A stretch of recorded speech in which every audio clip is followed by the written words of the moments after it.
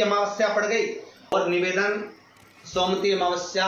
हमारे जीवन को फलित करने वाली, सुख देने वाली, आनंद देने वाली, हम उसका लाभ अवश्य लें। सोम पुष्प को छोड़ना मत, सोमवती अमावस्या को मत छोड़ना। निवेदन अमावस्या का महत्व क्या है, सोमवती अमावस्या का लाभ क्या है, हम शंकर की कैसे आराधना कर सकते हैं, हम शंकर को कैसे प्राप्त कर सकते हैं, शिव को पाने का तरीका क्या। सोमवती साल भर में सोमवती अमावस्या 1 या 2 पड़ती है।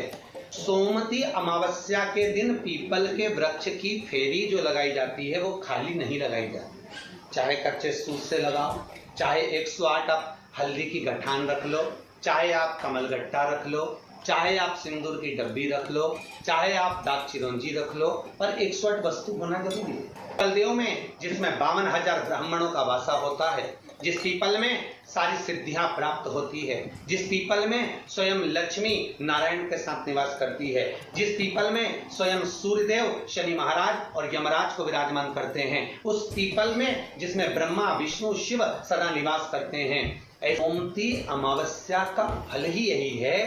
कि जिन वर कन्या का विवाह नहीं होता,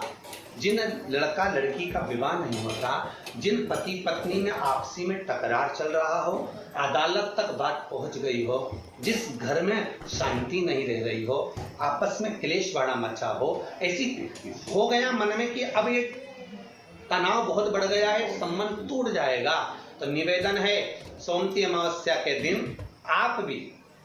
सोमवती अमावस्या के दिन पीपल के वृक्ष के नीचे जाकर उस पीपल की पूजन कर कर उस पे कुंकु, सिंदूर, चंदन समर्पित कर कर कच्चे सूत से 7 परिक्रमा करिए। 7 बने तो 7, वैसे तो 108 लगाओगे तो आपके जीवन में सुखता आएगी। और ये वो सोमवती अमावस्या पड़ रही है जिसको सोम पुष्प कहा जाता है, पुष्य नक्षत्र पड़ रहा है और जो स्वयं भगवान शंकर के लिए शुभ है।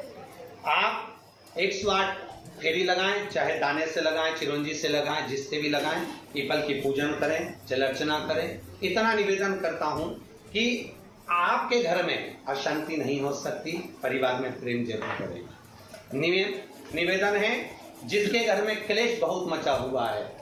या कोई पैसा खाकर चले गया, धन नहीं दे रहा, रुपया नहीं दे रहा और बहुत मशक्कत कर लिए, हाथ जोड़ लिया, पांव पड़ लिया, रुपया नहीं दे रहा, तो काली तिल्ली को पानी में गला दीजिए और पानी में गलाकर उसको सुबह पीस लीजिए। सोमवती अमावस्या के दिन सुबह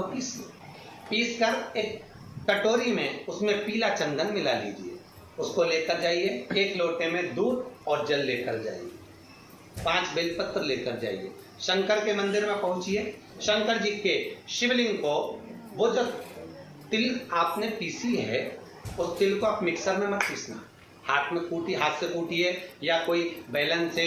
या कोई वस्तु से उसको पीसिए और पीस कर उसका उत्तन तैयार करिए, उसमें चंदन मिलाकर शंकर के शिवलिंग को समर्पित करिए, शंकर के शिवलिंग को लगाइए।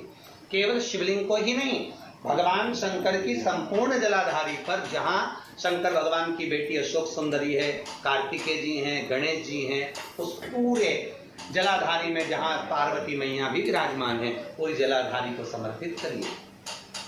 समर्पित कर कर त्रिपुंड लगाइए, अपनी 3 उंगलियां उसी चंदन पर फेर दीजिए, फेर कर अपनी कामना कर कर बेलपत्र चढ़ा दीजिए। 5 या 7 बेलपत्र आपके भाव से आप शिव को समर्पित कर दीजिए। समर्पित कर कर हाथ में कलश लेकर, दूध और जल मिला हुआ पात्र लेकर शंकर को समर्पित करिए और बाबा भोलेनाथ से विनती करिए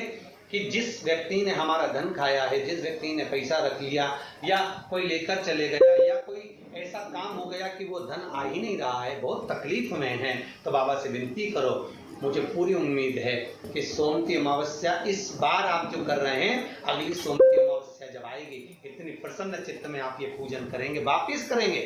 और पूरे परिवार